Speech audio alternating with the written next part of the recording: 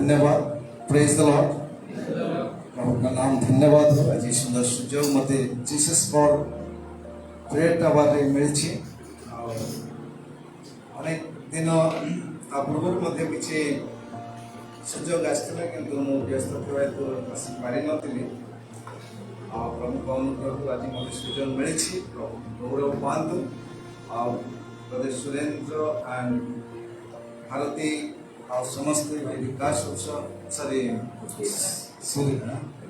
रुपेश और यंगमास समस्त को मोर शुभेच्छा और प्रत्येक को नमस्कार। हमारे जो स्थान आमर एकमात्र लक्ष्य हूँ उपासना करवा आराधना करवा। वेरी को it is our motto, it is our goal that we should worship, we should please him। आमे तांकर स्तुति करू, आराधना करू, तांकर महिमा करू और तांको संतोष करू। यह ही आमानक जीवनर लक्ष्य अटे। Praise the Lord. एनो मोना केले भाई जल्दी कहले हमर चर्चन माउंट जैन रो बालकत्व कार्य करूछि। आज सुंदर समय रे आश्रम ईश्वर वाक्य देखिबा। मो what time up to yes sir continue up to morning till morning।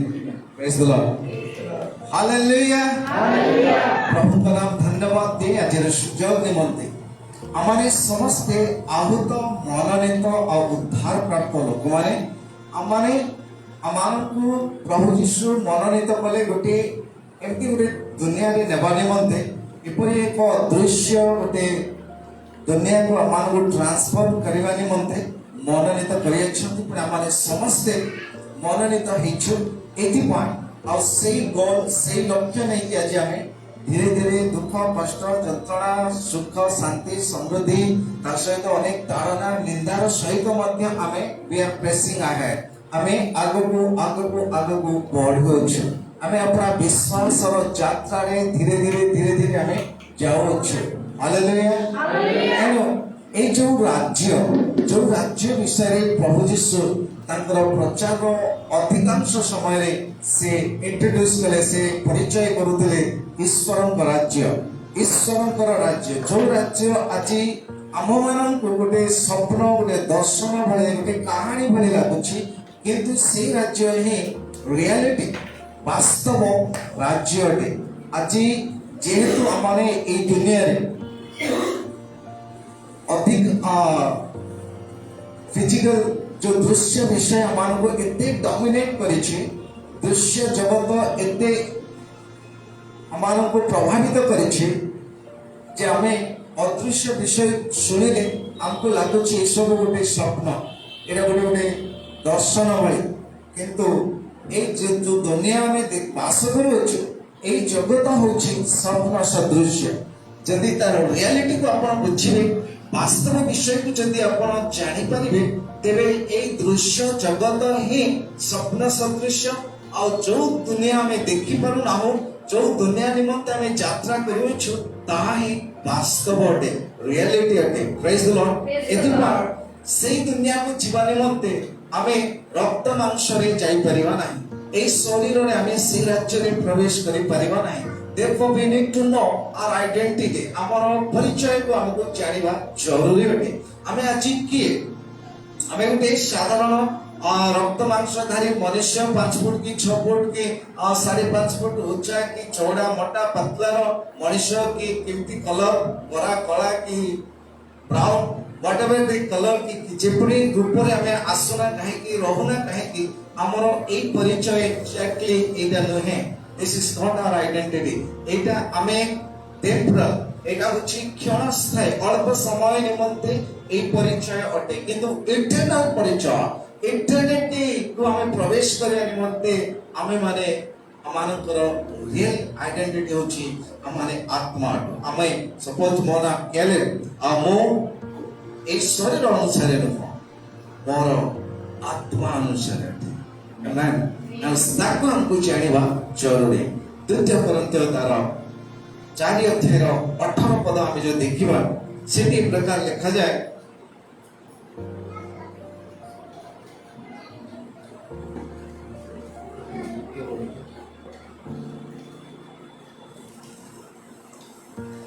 4:18 last पद जेणु आम्भे माने दृश्य विषय प्रति लक्ष्य न करी अदृश्य विषय प्रति लक्ष्य करूछु कारण दृश्य विषय क्षणकाल स्थायी किंतु अदृश्य विषय अनंत काल स्थायी। Praise the Lord. हमारे दृश्य विषय को लक्ष्य न करी अदृश्य विषय प्रति लक्ष्य करके आम दौड़ुछु आम चलुछु। तेणु मु आरंभ कहली जे ए दुनिया रे दृश्य विषय आमान को एते प्रभावित करिछि आ से दृश्य विषय ही आमान को संपूर्ण बाया कर देछि सेति भाई अदृश्य विषय को चिंता करिया पय हमको आ स्वप्न दर्शन भली लागुछि। आज दुनिया एमिति ही जाइछि जोटा अदृश्य थिला ताकु मध्य दृश्य करिया पय चेष्टा करा जाउछि। जोटा इवेन गभीर जल मध्य विषय हो कि अदृश्य आकाश मंडल विषय सब आज दृश्य भाव में प्रकाशना करा जाउछि। आज मोबाइल हो किंबा सैटेलाइट हो किंबा टीवी हो किंबा ये दुनिया रो वस्तु विशेष दुनिया हो आज दृश्य विषय आम समस्ते दृश्य जगत रे जड़ित हेबा हेतु आम अदृश्य जगत प्रति एते ध्यान दे परुना। अवश्य आम प्रत्येक रविवार दिन कि प्रतिदिन आम बाइबल पढ़ुछु प्रार्थना करुछु अदृश्य आत्मा रूपी ईश्वर बोली आम बापा बोली ताको संबोधन करुछु and every day we are praying and reading the Bible still we are not focusing our attention towards that kingdom the real kingdom where we are supposed to be and where we should go और एक प्रकार को kingdom विषय आम एते importance देउना हमको एबे मध्य ए जगतर विषय ए जगतर धन संपत्ति ए जगतर घर द्वार मान सम्मान ए जगतर विषय को ही आमे अधिक इंपोर्टेंस दउछु। ए जगतरे खाइबी पीबी पिंदिबी रहिबी बंचिबी आज मु सकाळे प्रचार समय मध्य कहूली जे आमे जने लोक हॉस्पिटल रे मरण शଯ୍ୟା रे थिबो माने हार्डली ताकर ऑक्सीजन चालुथिबो फिर भी से मरिया पे इच्छा करू नथिबो से ए जगतर बंचे ପାଇଁ ही इच्छा थिबो कोना नै कि मरिया पे इच्छा कहा मरिबा को 5 मिनिट थिबो फिर भी से चाहथिबो ना मु बंचिबी मते कोन सी मते बंचा मोर सर्वस्व धन संपत्ति नै जा जते टंका खर्च हो किंतु मु बंचिबा चाहछि। ए दृश्य जगत को धरि रखिया पाए ए दृश्य जगत रे अनंत काल रहिया पाए मनुष्य मानकर इच्छा किंतु यह संभव नहीं। एतिपाई वी नीड टू नो हमको से रियलिटी को जानिबा दरकार हमर एटा वास्तव दुनिया नहीं ए दुनिया रे हमको छाड़ीबा को ही अब एतिपाई बाइबल रे लिखा जाए जे जेनो आमे माने दृश्य विषय प्रति लक्ष्य न करे आज कहा को हमें लक्ष्य करबछु अमान को मध्य प्रभु यीशु कहले ईश्वर का राज्य सेठी अछि कि एठी अछि कि हमको देश रे अछि कि हमको शहर रे अछि कहले तुमे दौड़ी जाओ ना ईश्वर का राज्य कोठी अछि the kingdom of God is here एठी अछि ईश्वर का राज्य यदि एठी अछि तबे हमें ताको दृश्य भाव रे खोजिले हमें ताहा पाई परिबा नाही। आमेन आज मते कैलेब को यदि दृश्य भाव रे खोजिले पाई परिबे अदृश्य भाव रे अदृश्य काले को जदि आपण खोजिया पई चाहिए ताहाले आपण ताको जानि परिबे नै जे पर्यंत आपण सेही माने लेवल को आसी नहंती। एति पई आज अमानकर अमाने जो देखुछु जे दृश्य विषय क्षणस्थायी अदृश्य विषय अनंत कालस्थायी जते कि भी देखा जाउछे एवरीथिंग विजिबल थिंग सब गोटे दिन समाप्त हो जिवो एंड मनुष्य जेते ताको तार शरीर को चेष्टा करिबा बंचिया पई किंतु से बंची परिबो नाही गोटे दिन छाड़ीबा को ए अब सेति पई से राज्य को जीवा को हेले हमको रक्त मांस रे हमें जाई परिबा नाही क्लियरली कहि दैछन्ते we can not enter into the kingdom of God with the blood and flesh रक्त मांस रे हमें ईश्वर को राज्य रे प्रवेश करि परिबा नाही। तेबे ईश्वर को राज्य को जदि हमें रक्त मांस रे जीवा नाही ताले केमिति शरीर हेबो आ से शरीर तो परिचय हमको जानिबा जरूरी। से द्वितीय कोरिन्थियर 5:7 पदरे पदे लिखाई छे हां कारण आम्भे माने दृश्य विषय दे जीवन यापन न करी विश्वास रे ଜୀବନ ଯାପନ କରୁଛୁ। ସତରେ କି ଏଟା ବାସ୍ତବ କି? we are not walking by sight but walking by faith। ଆମେ ଦୃଶ୍ୟ ବିଷୟ ଦେଇକି ଜୀବନ ଯାପନ ନ କରି ବିଶ୍ୱାସରେ ଜୀବନ ଯାପନ କରୁଛୁ।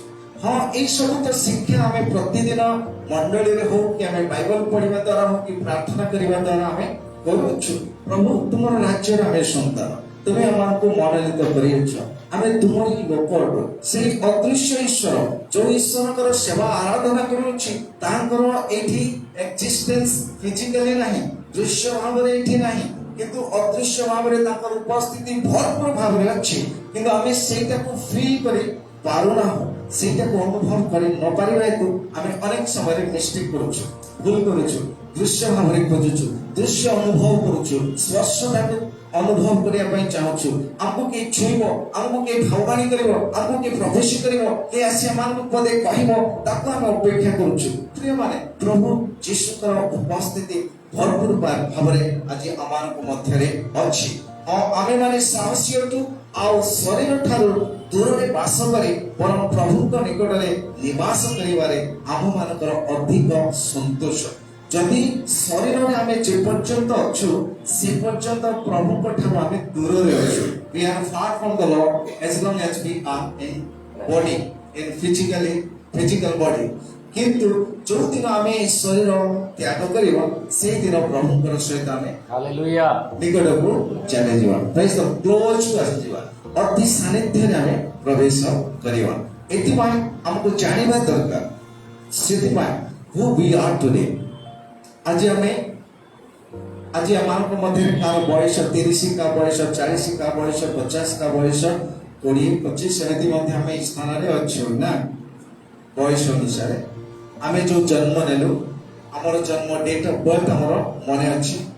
ଆପଣଙ୍କର ଆତ୍ମିକ ଡେଟ୍ ଅଫ୍ ବର୍ଥ ଜାଣିଛନ୍ତି? ଯେଉଁମାନେ ଯୋଉଦିନ ପ୍ରଭୁ ଯୀଶୁଙ୍କୁ ପାଇଲେ, ପ୍ରଭୁ ଯୀଶୁଙ୍କୁ ନିଜର ବ୍ୟକ୍ତିଗତ ତ୍ରାଣକର୍ତ୍ତା ରୂପେ ଗ୍ରହଣ କଲେ, ସେଇ ଡେଟ୍ ଅଫ୍ ବର୍ଥ ଆପଣଙ୍କର ମନେ ଅଛି? ଅଛି? ଅଳ୍ପ ଲୋକଙ୍କର ମନେ ଅଛି। ଆମେ ତାକୁ ଯଦି ଦେଖିବା ତାହେଲେ ଆମର ବୟସ କେତେ ହେଇଥିବ? ତାର ବୟସ ଯୋଉଦିନ ପୁନର୍ଜନ୍ମ ପାଇଲୁ, ପୁନର୍ଜନ୍ମ ପାଇବା ଦିନ ଠାରୁ ଆଜି ପର୍ଯ୍ୟନ୍ତ ଆମର ବୟସ କେତେ ହେଇଥିବ? କାହାର 5 ବର୍ଷ, କାହାର 10 ବର୍ଷ, କାହାର 15 ବର୍ଷ। ଆମେ ବର୍ତ୍ତମାନ ଟିନ୍ ଏଜରେ ଅଛୁ ନା, ଟିନ୍ ଏଜରେ ଅଛୁ। ସେଥିପାଇଁ ଆମର ଅଣ୍ଡରଷ୍ଟାଣ୍ଡିଂ ମଧ୍ୟ ଏତେ ଗଭୀର ହେଉନାହିଁ। ଆମେ ଯଦି ବୁଝିବା ନିମନ୍ତେ, ଜାଣିବା ନିମନ୍ତେ ସେ ଅଦୃଶ୍ୟ ରାଜ୍ୟର ବିଷୟ ସବୁକୁ ଆମମାନଙ୍କୁ ମଧ୍ୟ ଧୀରେ ଧୀରେ ପରିପକ୍ୱତାକୁ ଆସିବା ଜରୁରୀ ଅଟେ। ଆମେ ଭାବୁଛୁ ମୁଁ ବୟସ ପ୍ରାପ୍ତ ହେଇଗଲେ, ଅନେକ ଦିନ ଧରି ମୁଁ ଖ୍ରୀଷ୍ଟିଆନ ହେଇକି ଅଛି ନା, ସେଇ କାଉଣ୍ଟରେ ଆମେ ଯାଇପାରିବା ନାହିଁ। ଏଇଟା ହଉଛି ଫିଜିକାଲ କାଉଣ୍ଟ, ଆଉ ଏଇ କାଉଣ୍ଟରେ ଆମେ ସେଇ ଦୁନିଆର ହିସାବ କିତାବକୁ ବା ରହସ୍ୟକୁ, ନିଗୁଡ ତତ୍ତ୍ୱକୁ ଆମେ ବୁଝିପାରିବା ନାହିଁ। ସେଥିପାଇଁ ଆଜି ଆମ ମଣ୍ଡଳୀରେ ମଧ୍ୟ ମୁଁ ଅନେକ ଥର এই କଥା କହିଆସେ, ଆଜି ଆମମାନଙ୍କର ଶାରୀରିକ ହିସାବ କିତାବରେ ସେଇ ରାଜ୍ୟର ବିଷୟକୁ ଆମେ ବୁଝିପାରିବା ନାହିଁ। ଏଥିପାଇଁ ଆମେମାନେ ଯେହେତୁ ଆତ୍ମାରେ ଜାତ ହେଇଥିବା ଲୋକ, ଆପଣ ସମସ୍ତେ ଜାଣିଛନ୍ତି ଯହନ 3 ଅଧ୍ୟାୟ ତାର 6, 7, 8 ପଦ କି ଜଣେ ପଢିଦେବେ କି?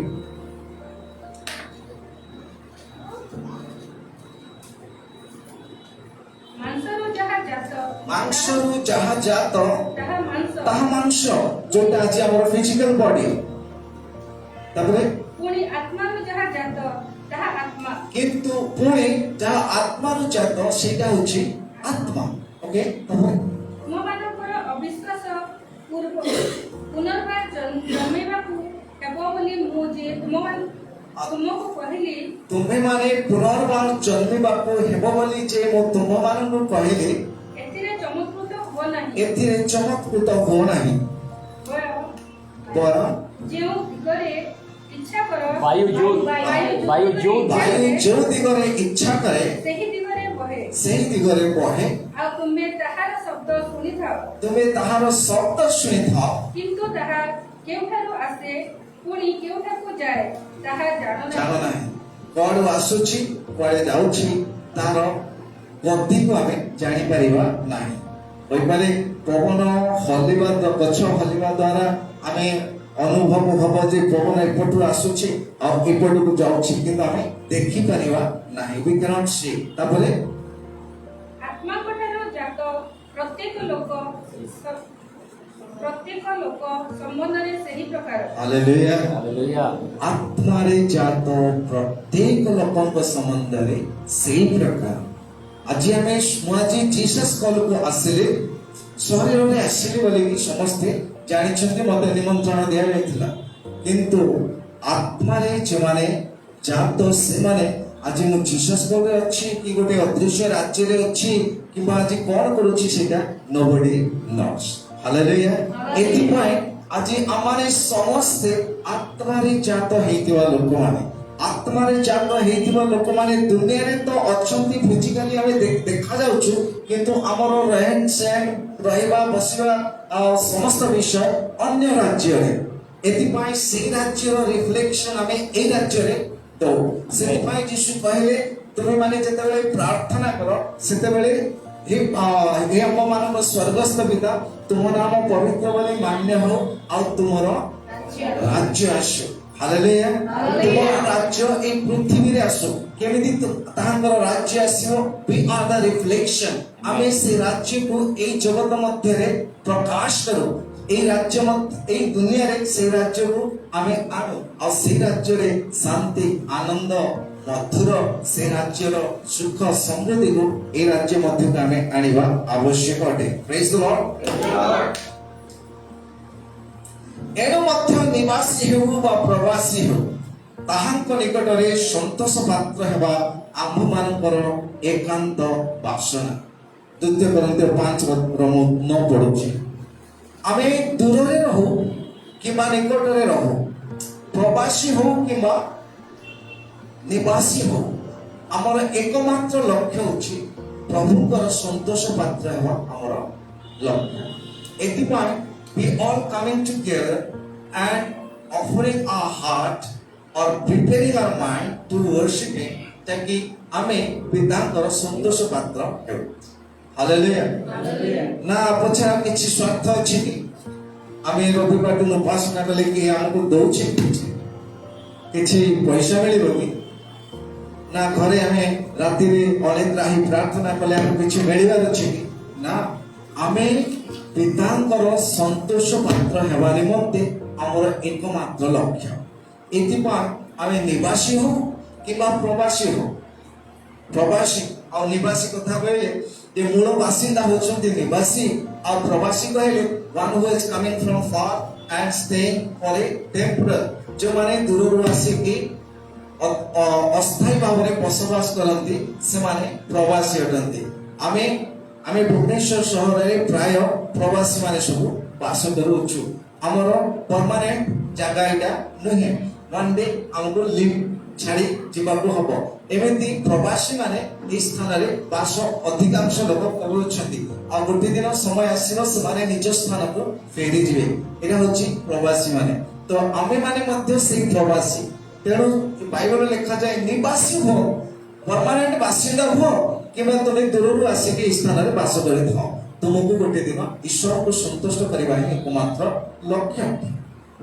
एतिबा आज आमान को प्रभु मनोनीत करियछन्ति से आमान को डाकियछन्ति तेबे आमे माने जानिबा आवश्यक जे आमाने आमान को जो परिचय आज हमर ई शरीर नहीं हमर परिचय आत्मा अटे आमानकर बापा होचंती आत्मा जहन 4:23-24 रे आपण जानि छुंदी आराधक माने आपण उपासक माने तो God is spirit and one who worship him let him worship truth and in spirit हमको आत्मा रे उपासना करिवार अछि कारण आत्मा रूपी ईश्वरन को एबे हमें आत्मा रो परिचय नै कि हमें पिता को निकट को आसो इस स्थान में शरीर में एकत्र तो हे अच्छु उत्तम विषय किंतु आमମାନଙ୍କୁ आत्मा रे उपासना करबा को हबो और ताहे ही पितांकर सानिध्य प्राप्त हमें हेबा मो वर्ष आई वाज फीलिंग टिके मते ଅଡ୍ ଲାଗୁଥିଲା କିନ୍ତୁ ଜଷ୍ଟ 5 minutes ପରେ 5 minutes ପରେ ମତେ ଗୋଟେ ଅଜୀବ ସା ଫିଲିଂସ୍ ଆସିଲା ଓ ମୁଁ এই ସ୍ଥାନରେ ପ୍ରଭୁଙ୍କର ଉପସ୍ଥିତିରେ ମାନେ ମତେ ଗୋଟେ ଏମିତି ଭିଜି ଗଲା ଭଳି ମତେ ଲାଗିଲା ଯେ ପ୍ରଭୁ ମତେ ସ୍ପର୍ଶ କରିଛନ୍ତି ଆଉ ଛୁଇଁଛନ୍ତି ମତେ ଗୋଟେ ଭିନ୍ନ ପ୍ରକାର ଅନୁଭବ এই ସ୍ଥାନରେ ହେଲା ଏଣୁ সেই সময় ଠାରୁ ମୋର ଏକ୍ସପ୍ରେସନ୍ ତାଙ୍କ ଆଡ଼କୁ ଆମର ଭାବନା ଆମର ଧ୍ୟାନ ହଜିଗଲି ମୁଁ ପ୍ରଭୁଙ୍କ ଆଡ଼କୁ ତ এই ପ୍ରକାର ଆମେ ଆତ୍ମାରେ ଉପାସନା ଆଉ ଆତ୍ମାରେ ଆମେ ତାଙ୍କର ସେବା କରିବା ଜରୁରୀ ଅଟେ ଏଠି ସେ 2 Corinthians 5:6 ଲେଖାଯାଏ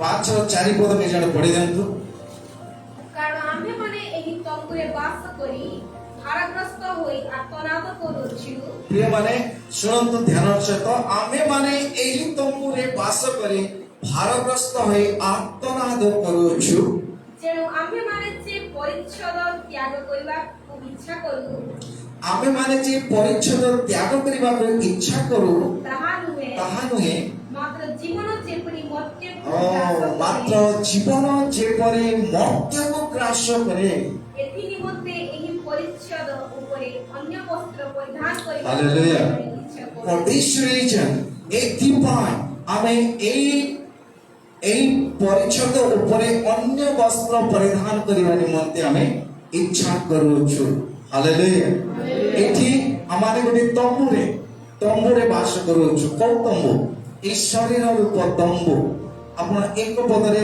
ସ୍ପଷ୍ଟ ଭାବରେ ବୁଝିପାରିବେ 5:1 କାରଣ ଯଦି ଆମମାନଙ୍କର ଏହି ତମ୍ବୁର ପାର୍ଥିବ ଗୃହ ଭାଙ୍ଗିଯାଏ କୋଉ ଗୃହ ଆମମାନଙ୍କର ଏହି ତମ୍ବୁରୂପ ପାର୍ଥିବ ଗୃହ ଯଦି ଭାଙ୍ଗିଯାଏ ତେବେ ଈଶ୍ୱରକୃତ ଅହସ୍ତ ନିର୍ମିତ ଆମମାନଙ୍କର ଏକ ଅନନ୍ତକାଳ ସ୍ଥାୟୀ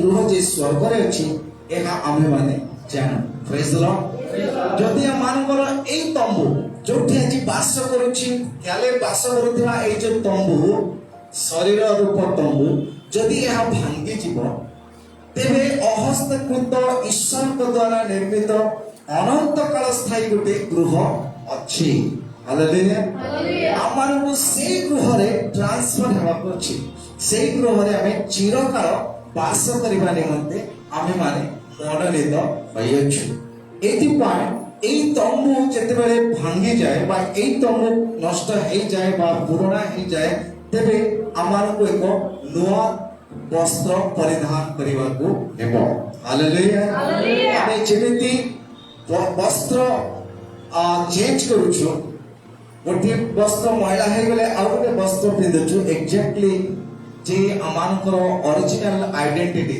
ଆପଣଙ୍କର ନାଁ ଅନୁସାରେ ଆପଣ କହିପାରିବେ ସେ ଶରୀର ନୁହଁ କିନ୍ତୁ ସେ ହେଉଛନ୍ତି ରିଏଲ ଲୋକ ତାଙ୍କ ଉପରେ ଗୋଟେ ଶରୀର ରୂପ ଗୋଟେ ବସ୍ତ୍ର ପରିଧାନ କରେଇ ଦିଆଯାଇଛି କିନ୍ତୁ ସେଇ ବସ୍ତ୍ର ମଳିନ କି ବୁଢା କି ବୁଢୀ ହେଇଗଲା ପରେ ସେଇ ବସ୍ତ୍ର ତ୍ୟାଗ କରାଯିବ ଆଉ ଅନନ୍ତ କାଳ ସ୍ଥାୟୀ ଗୋଟେ ବସ୍ତ୍ର ତାଙ୍କୁ ଦତ୍ତ ହବ ଆଉ ତାହା ହଉଛି ଆମେ ପ୍ରଥମ କରନ୍ତେ 15 ଲେଖାଯାଏ ଚକ୍ଷୁର ପଲକେ ହାଲେଲୁୟା ସେ ପରିବର୍ତ୍ତନ ହେଇଯିବ ଚକ୍ଷୁର ପଲକେ ପରିବର୍ତ୍ତନ ହେଇ ଏମିତି ଗୋଟେ ଶରୀର ହେଇଯିବ ଯୋଉ ଶରୀର କି କାନ୍ଥକୁ ଭେଦ କରିକି ଏଟେ ଟାଇମ୍ ବିଭିନ୍ନ ସ୍ଥାନରେ ସେ ପହଞ୍ଚି ପାରିବ ଏ ପ୍ରକାର ଆମର ଆଇଡେଣ୍ଟିଟି ଅଛି ତେବେ ଏଠି ଆମେ ଦେଖିଲୁ 4ରେ କାରଣ ଆମେମାନେ ଏହି ତମ୍ବୁରେ ବାସ କରି ଭାରଗ୍ରସ୍ତ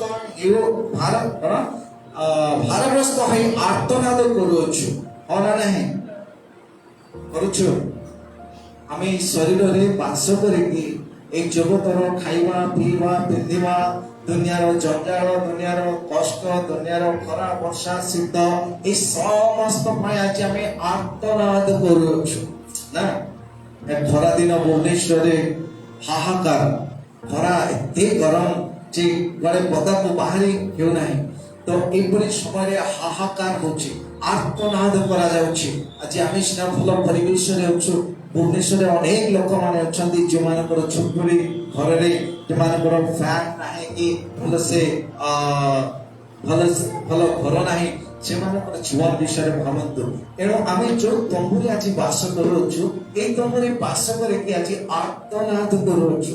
ବିଭିନ୍ନ ପ୍ରକାର ସମସ୍ୟା, ବିଭିନ୍ନ ପ୍ରକାର ସଂକଟ, ବିଭିନ୍ନ ପ୍ରକାର ରୋଗ, ବିଭିନ୍ନ ପ୍ରକାର ବ୍ୟଥା, କ୍ଲେଶ, ଅଭାବ, এই সব সকাশে we are crying, we are groaning, ଆମେ ଆର୍ତ୍ତନାଦ କରୁଅଛୁ।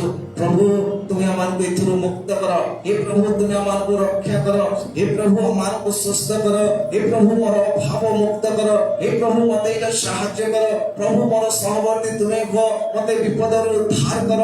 ଆମେ କ୍ରନ୍ଦନ କରୁଛୁ, ଚିତ୍କାର କରୁଛୁ, ପ୍ରଭୁଙ୍କ ନିକଟରେ ଆମେ ଡାକୁଛୁ ତାକି ପ୍ରଭୁ ଆମକୁ ସାହାଯ୍ୟ କରନ୍ତୁ। ଆଉ ତା ତଳେ ବହୁତ ସୁନ୍ଦର ବିଷୟ କହିଲେ, ଯେଣୁ ଆମେ ମାନେ ଯେ ପରିଚ୍ଛଦ ତ୍ୟାଗ କରିବାକୁ ଇଚ୍ଛା କରୁଅଛୁ ତାହା ନୁହେଁ। It is not that we want to die. ଏଟା ଏଥିପାଇଁ ନୁହେଁ ଯେ ଆମେ ମରିବା ପାଇଁ ଇଚ୍ଛା କରୁଛୁ, ଏହା ନୁହଁ। କିନ୍ତୁ ଆମେ କଣ ମାତ୍ର ଜୀବନ ଯେପରି ମର୍ତ୍ତ୍ୟକୁ ଗ୍ରାସ କରିବ। ହାଲେଲୁୟା। ଆମର ଶରୀର ବଡ଼ ନା ଆମର ଜୀବନ ବଡ଼? କଣ? ଜୀବନ ବଡ଼। ପ୍ରେଜ୍ ଦ ଲର୍ଡ। କିନ୍ତୁ ଜୀବନ ଛୋଟ ଭଳି ଲାଗୁଛି ନା? ଏ ଜୀବନ କେତେବେଳେ ଉଡ଼ିଯିବ ନବଡି ନସ୍ ଏମିତି ଲାଗୁଛି ନା? ଏ ଛୋଟିଆ ଜୀବନଟା ଅଛି। ନା ନା ନା, ଜୀବନ ଆକ୍ଚୁଆଲି ଏ ଶରୀରକୁ ଧାରଣ କରିଅଛି। ଆଉ ସେଥିପାଇଁ ଏଇ ଜୀବନ କଣ କରିବା ଦରକାର? ଏ ମର୍ତ୍ତ୍ୟ ଶରୀରକୁ ଗ୍ରାସ ବା ଗିଳିବା ଦରକାର ଅଛି। It has to ସ୍ୱାଲୋ।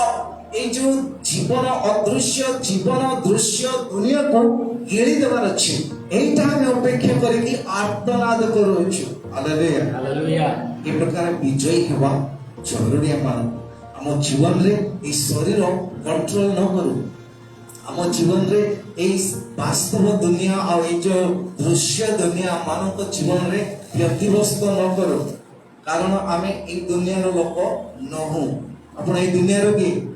ଯୀଶୁ କହିଲେ ଜହନ 17 ଅଧ୍ୟାୟର 16-17ରେ 15-16ରେ ସେ କହିଲେ, ଆଉ ପିତା ଏମାନେ ଏଇ ଜଗତର ନୁହନ୍ତି। We are not of this world. ଆମେ ମାନେ ଏପରି ଗୋଟେ ଜଗତର ଲୋକ, ଯୋଉ ଜଗତକୁ ଯିବା ନିମନ୍ତେ ଆମେ ମାନେ କଳେ ବଳେ କୌଶଳେ ଆଜି ଚେଷ୍ଟା କରୁଛୁ। ପ୍ରାର୍ଥନା, ଉପାସନା, ଉପବାସ, ଆଉ କୋଉ ସେବକ ପାଖକୁ ଯାଉଛୁ, କୋଉ ସଭା ସମିତିକୁ ଯାଉଛୁ, ତାକି ଆମର ଜୀବନ ସିଦ୍ଧ ହଉ, ଆମ ଜୀବନ ପବିତ୍ର ହଉ, ଆମେ ମରିଗଲେ ଯେପରି ଆମେ ସେଇ ରାଜ୍ୟରେ ପ୍ରବେଶ କରିବା, ଏଇ ଲକ୍ଷ୍ୟ ନେଇକି ଆମେ ସମସ୍ତେ ଦୌଡୁଛୁ। ଏଥିପାଇଁ ଏଠି ଲେଖାଯାଏ ଯେ ଆମେ ମାନେ ଯେ ମରିଯିବା ପାଇଁ এই আর্তনাদ କରୁଛୁ ତାହା ନୁହଁ, କିନ୍ତୁ এই ଶରୀରକୁ ଆମର ଜୀବନ କଣ କରୁ? ଡମିନେଟ କରୁ। ଆମର ଜୀବନ ତାକୁ ଗିଳି ଦେଉ। ସମସ୍ତ ସମସ୍ୟାକୁ ଜୀବନ ପ୍ରକାଶ ପାଉ। ସମସ୍ତ ପ୍ରତିବାଧାକୁ ଜୀବନ ସମ୍ପୂର୍ଣ୍ଣ ଭାବରେ ନିୟନ୍ତ୍ରଣ କରୁ। এইটা ଆମେ ଇଚ୍ଛା କରୁଛୁ ବୋଲି ପାଉଲ କରନ୍ତୀୟ ମଣ୍ଡଳୀକୁ ସେ ଉତ୍ସାହିତ ଦିଅନ୍ତି। ତେଣୁ ଆଉ ଯେ ଏଥି ନିମନ୍ତେ ଆମମାନଙ୍କୁ ପ୍ରସ୍ତୁତ କରିଅଛନ୍ତି ସେ ଈଶ୍ୱର, ସେ ଆମମାନଙ୍କୁ ବୈନାଶ ରୂପେ ଆତ୍ମା ମଧ୍ୟ ଦାନ କରିଅଛନ୍ତି, ଯୋଉଥିପାଇଁ ଆଜି ଆମମାନଙ୍କୁ ପ୍ରିପେୟାର କରାଯାଇଛି। ଆଉ ତାହାକୁ ପ୍ରାପ୍ତ ହେବା ନିମନ୍ତେ ଆମମାନଙ୍କୁ ତାହାଙ୍କର ଆତ୍ମା ମଧ୍ୟ ଆମକୁ ଦାନ କରିଅଛନ୍ତି। ହାଲେଲୁୟା ପ୍ରେଜ୍ ଦ ଲର୍ଡ। ଏଥିପାଇଁ ପ୍ରିୟମାନେ ଆମେ ଏଇ ଶରୀରକୁ ସବୁଦିନର ଶରୀର ବୋଲି ଭାବିବା ନାହିଁ। ଏଇ ଶରୀର এই জগতକୁ ପ୍ରାପ୍ତ ହେବା ପାଇଁ ଆମେ ଇଚ୍ଛା ନ କରୁ, କାରଣ ବାଇବଲରେ ଲେଖାଯାଏ ମନୁଷ୍ୟ ସାରା ଜଗତ ପ୍ରାପ୍ତ ହେଇ ଯଦି ତା ଜୀବନ ହରେଇବ ତେବେ ତାର କି ଲାଭ? Hallelujah. You may get everything in this world. এই ଜଗତର ସବୁ କିଛି ଆପଣ ପାଇବେ, କିନ୍ତୁ ଶେଷରେ ଜୀବନ ଯଦି ଯୋଉଠି ଯିବା କଥା ସେଇଠି ଯିବ ନାହିଁ, ତେବେ ଆଉ କିଛି ଫାଇଦା ନାହିଁ। ହାଲେଲୁୟା। କିନ୍ତୁ ଆଜି ଦୁନିଆ ଦୌଡୁଛି ଜଗତକୁ ଜୟ କରିବା ପାଇଁ। ଦୁନିଆର ଆଜି ୟୁଥ ମାନେ ଦୌଡୁଛନ୍ତି ଜଗତକୁ ଜୟ କରିବା ପାଇଁ। ହାଲେଲୁୟା। ଆଉ କେମିତି ନା ଜଗତକୁ ଆମେ କେମିତି ଜୟ କରିବା? ଜଗତରେ ଗୋଟେ ଭଲ ଘର ହଉ, ଗାଡି ଗୋଟେ ହଉ, ଆଉ ଭଲ ଚାକିରି ହଉ, ଯଥେଷ୍ଟ ଧନ ସମ୍ପତ୍ତି ବ୍ୟାଙ୍କ ବାଲାନ୍ସ ହଉ, ତାହେଲେ ମୁଁ ଜଗତକୁ ଜୟ କଲି ବୋଲିକି ଅନୁଭବ ହେବ ନା? କାରଣ ସମସ୍ତ ଅଭାବ, ସମସ୍ତ ପ୍ରକାର ଦୁଃଖ ଉପରେ ଯେତେବେଳେ ଆମେ ଓଭରକମ୍ କରୁଛୁ, ତେବେ ଆମେ ଜଗତକୁ ଜୟ କଲୁ ବୋଲି ଆମର ଅନୁଭବ ହଉଛି, କିନ୍ତୁ ବାସ୍ତବରେ ସେଇଟା ଜୟ ନୁହେଁ। ଆଉ ସେଥିପାଇଁ ଆଜି ଦୁନିଆ ତାକୁ ପାଇବା ନିମନ୍ତେ ଆଜି ସେମାନେ ଦୌଡ଼ି ଅଛନ୍ତି। ଆଉ ଚିସାରେ ଲେଖାଯାଏ ସେମାନେ ପ୍ରଭୁ କହିଲେ ତୁମେ ମାନେ ରହିଯାଅ, ଶାନ୍ତ ହୁଅ, କିନ୍ତୁ ଲୋକମାନେ କହିଲେ ନା ଆମେ ଅଟକିବୁ ନାହିଁ, ଆମେ ଦ୍ରୁତଗାମୀ ଅଶ୍ୱରେ ଦୌଡ଼ିବୁ, ଆମେ ଦ୍ରୁତଗାମୀ ବାହନରେ ଆମେ ଚଢିବୁ ଆଉ ଦୌଡ଼ିବୁ। ଆଜି ଦୁନିଆର ଲୋକମାନେ ଦେଖନ୍ତୁ, ଆମ ଦେଶର ଲୋକମାନେ ଦେଖନ୍ତୁ କି ଦୁନିଆର ଲୋକମାନଙ୍କୁ ମଧ୍ୟ ଭାବନ୍ତୁ, ଆଜି ଦୌଡ଼ିବାରେ ଦୌଡ଼ ଭାଗରେ ହିଁ ଜୀବନ ଚାଲିଛି। 2 ବର୍ଷ କରୋନା ହେଲା, ସମ୍ପୂର୍ଣ୍ଣ ଲକଡାଉନ ଥିଲା, ଆଉ ଦୁନିଆ ଏତେ ବ୍ୟତିବ୍ୟସ୍ତ ଦୌଡ଼ ଭାଗରେ, ଏରୋପ୍ଲେନରେ ଦୌଡୁଛନ୍ତି, ଟ୍ରେନରେ ଦୌଡୁଛନ୍ତି, ବସରେ ଦୌଡୁଛନ୍ତି, ସାଇକେଲରେ ଦୌଡୁଛନ୍ତି, ମୋଟର ସାଇକେଲରେ ଦୌଡୁଛନ୍ତି। କୋଉଥିପାଇଁ? ଖାଦ୍ୟ ବସ୍ତ୍ର ବାସଗୃହ ପାଇଁ। କୋଉଥିପାଇଁ? ଜଗତକୁ ଜୟ କରିବା ପାଇଁ। କୋଉଥିପାଇଁ? ଧନ ଅର୍ଜନ କରିବା ନିମନ୍ତେ। ଆଉ ପ୍ରଭୁ କହିଲେ, ପ୍ରଭୁ ଭାବିଲେ ଏଇ ଦୁନିଆ ଏତେ ଦୌଡ଼ ଭାଗ ହଉଛି, ଚାଲ ଦୁନିଆକୁ ଲକଡାଉନ କରିଦେବା। ଆଉ ସମ୍ପୂର୍ଣ୍ଣ ଚାରିଆଡେ ଲକଡାଉନ ହେଇଗଲା, ସମସ୍ତେ ନିଜ ନିଜ ଘର ଭିତରେ ରହିଲେ। ତଥାପି ଲୋକମାନେ ଖାଇଲେ ନା ନାହିଁ? ଖାଇଲେ ତ। ପିନ୍ଧିଲେ ନା ନାହିଁ? ପିନ୍ଧିଲେ ତ। ବଞ୍ଚିଲେ ନା ନାହିଁ? ବଞ୍ଚିଛନ୍ତି ତ। ଯେଉଁମାନେ ମରିବା କଥା ସେମାନେ ମଲେ, କିନ୍ତୁ ଯାହା ପ୍ରତି ଈଶ୍ୱରଙ୍କ ଉଦ୍ଦେଶ୍ୟ ଥିଲା ସେମାନେ ବଞ୍ଚିଛନ୍ତି ତ, ସେମାନେ ଘରେ ରହିଲେ ତ, କଣ ଅସୁବିଧା ହେଲା? କିନ୍ତୁ ଦୁନିଆ ଯେମିତି ଲକଡାଉନ ଖୋଲିଲା, ପୁଣି ଦଳ ଭାଗରେ ଆଉ ଥରେ ଆରମ୍ଭ ହେଲା। ପ୍ରଭୁ କୁହନ୍ତି ଫେର, ଶାନ୍ତ ହୁଅ, ତେବେ ତୁମେ ବିଶ୍ରାମ ପାଇବ। ଏଇଟା ହିଁ ଆରାମ ବୋଲିକି ପ୍ରଭୁ କୁହନ୍ତି। କିନ୍ତୁ ନା, ଆମେ ଦୌଡ଼ିବୁ, ଆମେ ଦ୍ରୁତଗାମୀ ବାହନରେ ଯିବୁ, ଆମେ ଅଶ୍ୱରେ ଦୌଡ଼ିବୁ ବୋଲି ଲୋକମାନେ କହୁଛନ୍ତି। ଆଉ ଆଜି ଦୌଡ଼ିବାରେ ବ୍ୟତିବ୍ୟସ୍ତ ହେଉଛନ୍ତି। ପ୍ରଭୁ ଲକଡାଉନ କଲେ, ଲକଡାଉନ ପରେ ସଟଡାଉନ କରିଦେଲେ, ସଟଡାଉନ ପରେ ଲୋକ ନ ମାନିବା ହେତୁ କ୍ୱାରେଣ୍ଟାଇନ ଜୋନ୍ କରିଦେଲେ। ଆଉ ତାକୁ ମଧ୍ୟ ନ ମାନିବା ହେତୁ ଲୋକମାନଙ୍କୁ ହସ୍ପିଟାଲାଇଜ ହେବାକୁ ପଡ଼ିଲା, ଜେଲ ହେବାକୁ ପଡ଼ିଲା। କିନ୍ତୁ ତଥାପି ଲୋକ ଭାଗିବା ପାଇଁ ଇଚ୍ଛା, ଦୌଡ଼ିବା ପାଇଁ ଇଚ୍ଛା, ଦୁନିଆକୁ ପ୍ରାପ୍ତ ହେବା ପାଇଁ ଇଚ୍ଛା, ଦୁନିଆର ଧନ ସମ୍ପତ୍ତି ପାଇବା ପାଇଁ ଇଚ୍ଛା। ବାସ୍ତବ ଆଉ କଣ କହନ୍ତି, ଯୋଉ ଦୃଶ୍ୟ ଜଗତର ବିଷୟକୁ ପାଇବା ନିମନ୍ତେ, ଆଚିଭ କରିବା ନିମନ୍ତେ ଇଚ୍ଛା। ଆଉ ଜୀବନରେ ସକ୍ସେସ ଜଣେ ଲୋକ ଦୁନିଆ ହିସାବରେ କହିଲେ, ଯାହାର ଖଣ୍ଡେ ଭଲ ଚାକିରି ଅଛି, ଭଲ ଘର ଅଛି, ଗାଡି ଘୋଡା ଅଛି, ତାହେଲେ ସେ ଲୋକଟା ସକ୍ସେସ। କିନ୍ତୁ ସାରା ଦୁନିଆ ପାଇଲା ପରେ ବି ଯଦି ଜୀବନ ହରାଇବ, ତାହେଲେ ସେ ସକ୍ସେସ କି? କିଏ ସକ୍ସେସ? ଯାହା ଜୀବନରେ କିଛି ନାହିଁ, ଘର ବି ନାହିଁ, ଘୋଡା ବି ନାହିଁ, ଗାଡି ବି ନାହିଁ, ଆଉ ଧନ ବି ନାହିଁ, ବ୍ୟାଙ୍କ ବାଲାନ୍ସ ବି ନାହିଁ, କିନ୍ତୁ ଗୋଟେ ଦିନ ସେ ଧନୀ ଆଉ ଲାଜାର ଭଳି, ଲାଜାର ଉପରକୁ ଗଲା, ଧନୀ ତଳେ ରହିଲା। କିଏ ସକ୍ସେସ ହେଲା? ଲାଜାର ହିଁ ସକ୍ସେସ ହେଲା। ଟୁଡେ ହୁ वी आर, ଆମେ ଆମର ଆଇଡେଣ୍ଟିଟି ଜାଣିବା। ଆମେ ଯଦି ଆତ୍ମା, ଆମର ଆତ୍ମିକ ପିତା ସେ ମଧ୍ୟ ଆତ୍ମା ଅଟନ୍ତି, ଆମେ ତାଙ୍କୁ ଆତ୍ମିକ ରୂପେ ତାଙ୍କର ସେବା ଆରାଧନା କରିବା। ଆମର ଯୋଉ ପ୍ରକୃତ ରାଜ୍ୟ, ସେଟା ଈଶ୍ୱରଙ୍କର ରାଜ୍ୟ। ଏଇ ଜଗତ ଆମର ରାଜ୍ୟ ନୁହେଁ, ଏଇ ଜଗତରେ ଆମେ ରହିଛୁ। ଯୀଶୁ କହିଲେ, ପିତା ଏମାନଙ୍କୁ ଯେ ତୁମେ ଘେନି ଯାଅ ବୋଲି ମୁଁ କହୁନାହିଁ, ଏଇଟା ଏଇ ଜଗତ ଏମାନଙ୍କର ନୁହେଁ, ମୁଁ ଯେମିତି ଏଇ ଜଗତର ନୁହଁ, ଏମାନେ ମଧ୍ୟ ଏଇ ଜଗତର ନୁହନ୍ତି। ଆଉ ଏଇ ଜଗତରେ ଏମାନଙ୍କୁ ରକ୍ଷା କର ବୋଲିକି ପ୍ରଭୁ ଯୀଶୁ ପ୍ରାର୍ଥନା କଲେ। ଏଥିପାଇଁ ଏଇ ଦୁନିଆ ଆମର ପରମାନେଣ୍ଟ ଦୁନିଆ ନୁହେଁ, ଆମକୁ ଯୋଉ ଦୁନିଆ ସେଇ ଦୁନିଆକୁ ଆମେ ଲକ୍ଷ୍ୟ କରିବା ଜରୁରୀ। ଏଭ୍ରିରେ ଲେଖା ହେଇଛି, ଏଭ୍ରିରେ 12:1 ଯେ ଆମମାନଙ୍କର ବିଶ୍ୱାସର ନେତା ଓ ସିଦ୍ଧିଦାତା, ତାଙ୍କୁ ଲକ୍ଷ୍ୟ କରି ଆମେ ଆପଣା ଗନ୍ତବ୍ୟ ପଥରେ ଧାବମାନ ହେଉ। ପ୍ରେଜ୍ ଦ ଲର୍ଡ। ବିଶ୍ୱାସର ନେତା ଓ ସିଦ୍ଧିଦାତା ଯୀଶୁଙ୍କୁ ଆମେ ନିଜର ମଡେଲ କରୁ, ଆଉ ତାଙ୍କ ପଛେ ପଛେ ଆମେ ଦୌଡ଼ି ଆପଣା ଲକ୍ଷ୍ୟ ସ୍ଥଳକୁ ଆମେ ପ୍ରାପ୍ତ ହେବା। Amen. Hallelujah. So this is what we need to do, we as a called people. ଯୀଶୁଙ୍କର ଆହୁତ ଲୋକମାନେ, ଆଉ ସେ ମନୋନୀତ କରିଥିବା ଆଜି ତାଙ୍କର ପୁଅ ଝିଅ ଭାବରେ ଆମର ଶରୀର ଆଉ ଦୁନିଆ ଆଉ ଦୃଶ୍ୟ ବିଷୟ ପ୍ରତି ମନ ନ ଲଗାଅ। କଲୋସିୟ 3:1 ଲେଖାଯାଏ, ତୁମେ ମାନେ ଏହି ଏଇ ଜଗତର ନିଜସ୍ଥ ବିଷୟ ପ୍ରତି ତୁମ ମାନେ ମନ ନ ଲଗାଅ, କିନ୍ତୁ ଉର୍ଦ୍ଧ୍ୱସ୍ଥ ବିଷୟ ପ୍ରତି ମନ ଲଗାଅ। ହାଲେଲୁୟା। ଉର୍ଦ୍ଧ୍ୱସ୍ଥ ବିଷୟ, କେତେ ଜାଗାରେ କେତେ ବିଷୟ एते उदाहरण अच्छी ये सब विषय आमे शरीर रहू आमे आत्मा अटू आमे आत्मिक जगतर विषय सब आमे पाइबा निमंते तार अन्वेषण करबा दरकार। माथीरु कहले 6:31 प्रथमे तांको राज्य धार्मिकता खोज तेबे तुमान ए समस्त तुम पछे पछे आसीओ। जेते की कहिसंती यीशु प्रचार करिसंती केवल अदृश्य राज्य संबंध रे किंतु सेही अदृश्य राज्य को हमको स्वप्न दर्शन भली लागिबा हेतु आमे ताको भूली जाउछु। सप्ताह को थरे मने पकइछु रविवार दिन मने पकउछु आ बाकी दिन आमे निज दुनिया रे आमे हजि जाउछु। आमे खाइबा पीबा पिंधिबा पई खोजि बुलुछु। प्रिय माने आसु एटा हमर वास्तव दुनिया नाही, एटा हमर वास्तव परिचय नहे।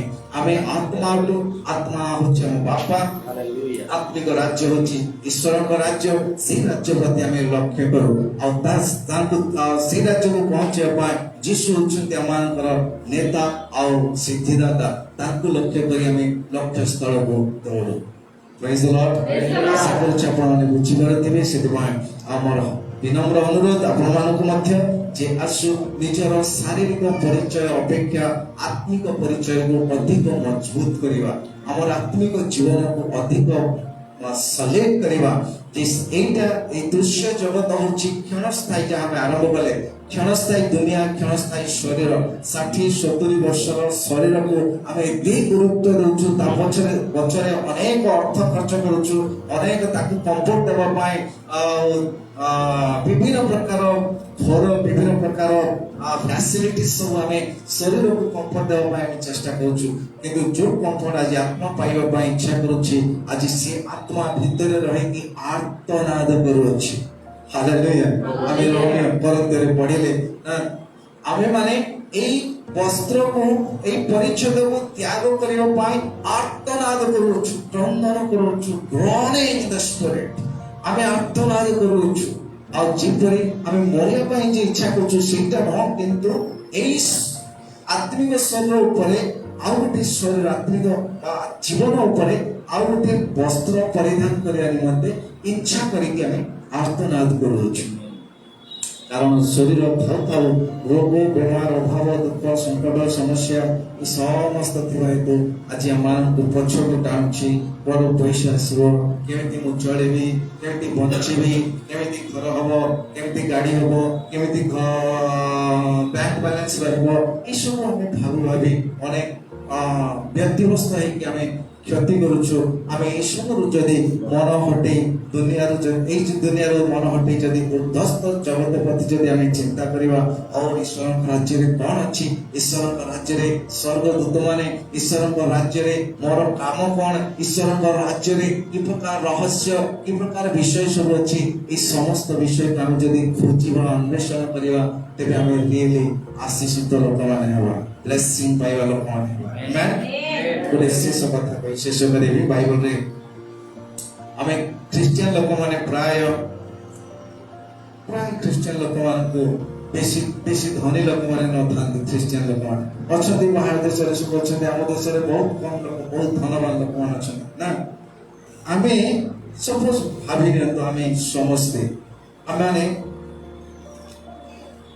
हमारे पाखरे प्रचुर धन नाही फिर भी लोक माने हमार पाखको आसंती साहाय्य भाई आसंती ना नाही धन भाई ना हम पाखरे साहाय्य करिवार गोटे जिंस अछि हमर हाथ बढ़ेले से माने आशीर्वाद प्राप्त हेबे। हालेलुया। साक्ष्य दउथिली जे भुवनेश्वर रिचेस्ट मैन भुवनेश्वर जने रिचेस्ट मैन अछंती और से हमको मासु थरे प्रार्थना पाई डाकुथिले ताको वाइफ एक्चुअली डाकुथिले मो मोर 3टा झियो और पास्टर लोक प्रचारक लोक जानिछथि हमर अभाव आर्थिक भाव ताकर गोटे बहुत बड़ स्कूल अछि मो तान गोटे एप्लिकेशन लिखिक देली रिक्वेस्ट लेटर लिखिक देली जे आपण तो स्कूल अछि मोर गोटे झियो को एटलीस्ट आपण फ्रीली एजुकेशन पाई सहाय्य करंतु कि आपण तो स्कूल पढ़ांतु कौन सी रिप्लाई आसिला किछि उत्तर नाही किंतु जेते बेले ताको स्वामी जेल रे गले सेते बेले से अमान को डाकिले आ आशा हम पाई प्रार्थना करो से माने भुवनेश्वर ओडिसा रो रिचेस्ट लोक से माने मते लागिला प्रभु स्टिल এই ଲୋକମାନେ ଆମର ସାହାଯ୍ୟ ଦରକାର କରୁଛନ୍ତି। ମୁଁ ତାଙ୍କୁ ସାହାଯ୍ୟ ମାଗୁଥିଲି କିନ୍ତୁ ଆମର ସାହାଯ୍ୟ ତାଙ୍କୁ ଦରକାର ହଉଛି। ବୁଝିପାରୁଛନ୍ତି? ଆପଣଙ୍କର ସାହାଯ୍ୟ ଆଜି ଭୁବନେଶ୍ୱର ସମସ୍ତଙ୍କର ଜରୁରୀ ଅଟେ। ଆପଣଙ୍କର ନାହିଁ। ଆପଣଙ୍କ ପାଖରେ ଯୋଉ ଧନ ଅଛି ସେଥିପାଇଁ ମୁଁ କହିବି the kingdom of God is the best rich। ଆମେ ଆମର ସର୍ବସ୍ୱକୁ ବିକ୍ରୟ କରିକି ପଦାଧନକୁ ଆମେ ପାଇଛୁ। ଆମେ ମୁକ୍ତ ଅନ୍ଧେଷଣକାରୀ ବଣିକ ସଦୃଶ୍ୟ ଆମର ସର୍ବସ୍ୱ ବିକ୍ରୟ କରିକି ସେଇ ମଣି ଆଉ ମୁକ୍ତାକୁ ଆମେ କିଣିକି ଆମେ ଧନବାନ ହେଇଛୁ। ଆମ ପାଖରେ ଯଥେଷ୍ଟ ଅଛି ଅନ୍ୟମାନଙ୍କୁ ସାହାଯ୍ୟ କରିବା ପାଇଁ। ଅଛି ନା ନାହିଁ? ହାଲେଲୁୟା। ଆମେ ଗରିବ ବୋଲିକି ଆମେ ଅଭାବୀ ଆଉ ଆମ ପାଖରେ କିଛି ନାହିଁ ଆଉ ଶରୀର ବିଷୟ ଆମେ ଚିନ୍ତା କରୁଥିବା ଆମେ ଏସବୁ ନାହିଁ। ଆମର ପରିଚୟ ଆମେ ସ୍ୱର୍ଗ ରାଜ୍ୟର ଧନରେ ଯୀଶୁ କହିଲେ ସେ ଧନୀ ଲୋକ କହିଲା ନା ମୋର ଏତେ ଫସଲ ହେଇଛି ମୁଁ କଣ କରିବି ଏଇ ଅମାର ସବୁ ଭାଙ୍ଗିଦେବି ଆଉ ଯଥେଷ୍ଟ ପରିମାଣ ସଞ୍ଚୟ କରିକି ମୁଁ ରହିବି ତାପରେ ମୋ ପ୍ରାଣକୁ ପାଇବି। ରେ ମନ ତୁ ଅନେକ ବର୍ଷ ପାଇଁ ଆଉ ଚିନ୍ତା କରନା ତୁ ଖା ପି ମଜା କର ଆମୋଦ କର। କିନ୍ତୁ ପ୍ରଭୁଙ୍କର ଆବାଜ ଆସିଲା ରେ ମୂର୍ଖ ଆଜି ରାତି ତୋ ପ୍ରାଣ ଯଦି ତୋ ଠାରୁ ନିଆଗଲେ ଏ ସବୁ କାହାର ହେବ? ତାପରେ ଶେଷରେ ସେ ଲାଇନଟା କହିଲେ ଯେ ଈଶ୍ୱରଙ୍କ ରାଜ୍ୟ ବିଷୟରେ ଧନୀ ନୁହେଁ ତା ପ୍ରତି ଏହା ଘଟିବ। ହାଲେଲୁୟା। ଆଜି ଆମେ କୋଉ ଦୁନିଆର ଧନରେ ଧନୀ ହେବା ପାଇଁ ଇଚ୍ଛା କରୁଛୁ? ଏଇ ଦୁନିଆ ଆପଣଙ୍କୁ ମିଳିଯିବ କିନ୍ତୁ ଆପଣ ଯଦି ଜୀବନ ହରାଇବେ ଲାଭ କିଛି ନାହିଁ। ଏଥିପାଇଁ better we should not run after this world, rather we should run after the invisible world, that is our real kingdom, real citizen. We are citizen of that kingdom. ଆମେ ସେଇ ରାଜ୍ୟ ନିମନ୍ତେ ଦୌଡ଼ିବା। ଚଳୁ ପ୍ରଭୁ ଆମ ସମସ୍ତଙ୍କୁ ଆଶୀର୍ବାଦ କରନ୍ତୁ। ଧନ୍ୟବାଦ।